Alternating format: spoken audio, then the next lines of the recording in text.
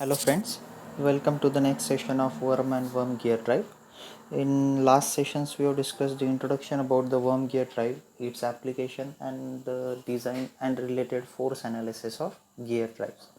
Now in today's session we'll move on to friction in worm gears and related numerical. So to understand friction in worm gear, as I told you in the previous session that only tangential force is not responsible for the transmission of motion, but in case of worm gears we have friction as well. So friction consideration induces rubbing velocity. So to understand that, one diagram is shown over here. So let us try to understand. One worm is shown over here, which is hidden timing, that is shown over here, and this straight part we can say it as a worm wheel. Now in this case we have to consider velocities, that is pitch line v1 velocity on worm, which will be in the relative direction of worm. Likewise we have v2 velocity as pitch line velocity for the worm gear in this direction. Now so resultant will be your rubbing velocity. So if we consider this as a pitch line, v1 for worm and v2 for worm gear, so resultant will be this, which will be called as rubbing velocity, and all the velocities will be in the meter per second. Now from this diagram it will be a triangle, so we can get that Vs, that is shown over here, is nothing but V1 cos of gamma from the cos gamma relationship, and with that we know the V1 velocity or is given as pi dn by 60,000 as shown over here. So just substituting the V1 value as pi dn upon 60,000, whereas suffix e1 indicates the worm velocity. So substituting v1 will get final equation of rubbing velocity like this, in this fashion.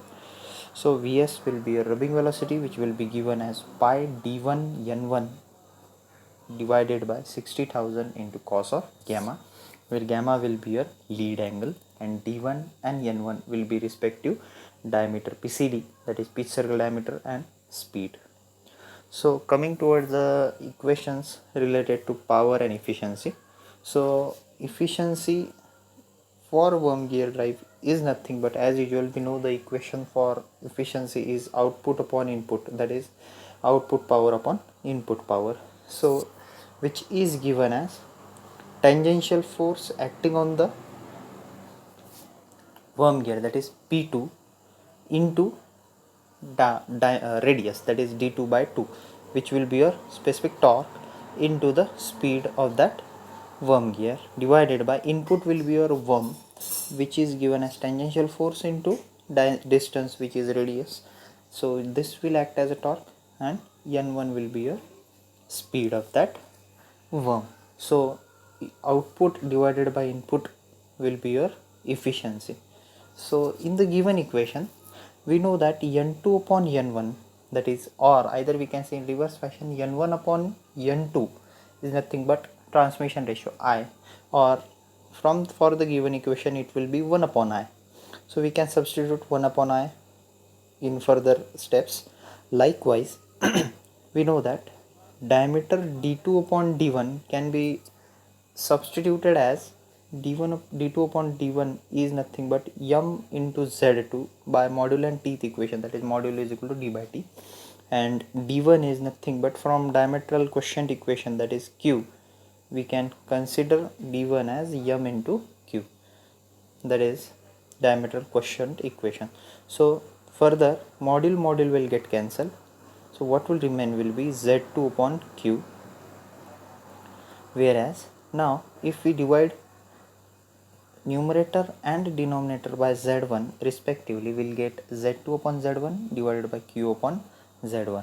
Now as we know z2 upon z1 will be transmission ratio, we can substitute it as I, and q upon z1 from the lead angle equation we can substitute it as tan of gamma, that is z1 upon q is nothing but tan of gamma. So final equation will get for d2 upon d1 will be I into tan of gamma, whereas n2 upon n1 will be your 1 upon I.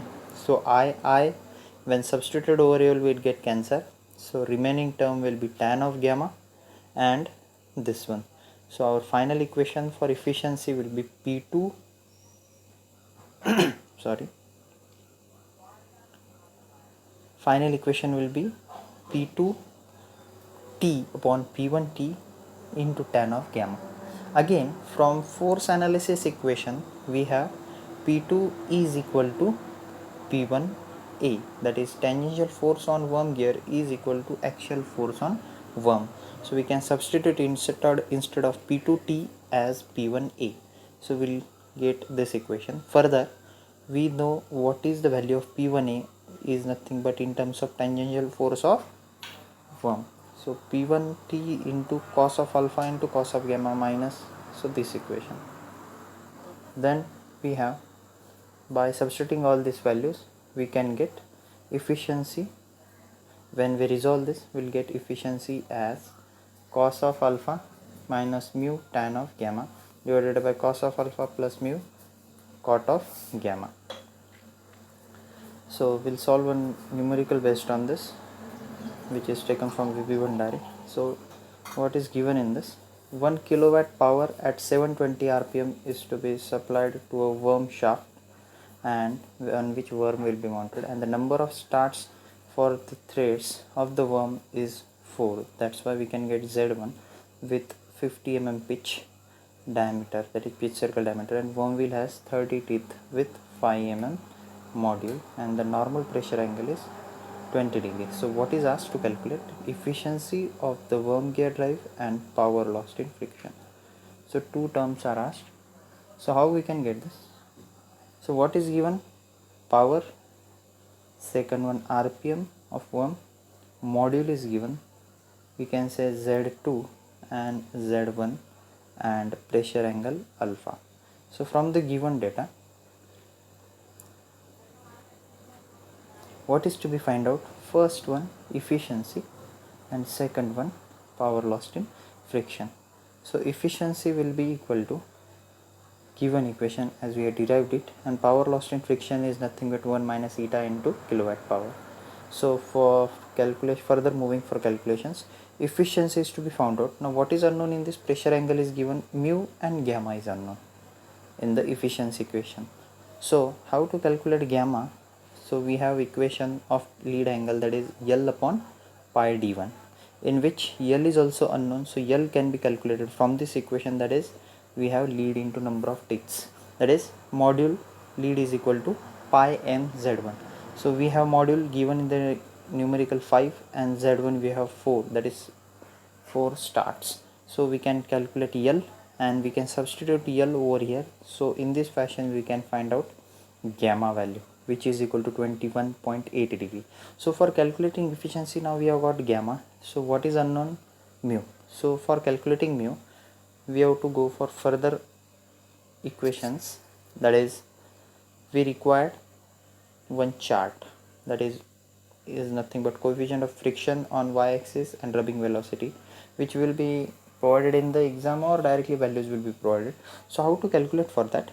So rubbing speed we should know for calculating mu, because this chart indicates rubbing speed over here. So for specific rubbing speed we can get the coefficient of friction. Now in our case rubbing velocity is calculated as pi d1 n1 upon 60,000 as we derived for, and d1 we know, n1 we know, and gamma we have calculated. So our rubbing velocity will be 2.03 meter per second. So specifically for, we can say that 2.03 will be over here. So for 2.03 we'll have rubbing coefficient of friction as this line, which will be approximately mid of this. So we can say that our coefficient of friction will be this one, that is 0.035. So substituting mu, final equation will be this. So we can get eta as 90.12%. So second term which is asked to calculate, that is 1 minus eta. So power lost in friction can be calculated, efficiency is known, power is known, so we can get this. So finally numerical is solved, we will get the value of 90.12 and eta, power lost in friction, as 98.8. So thank you for this session.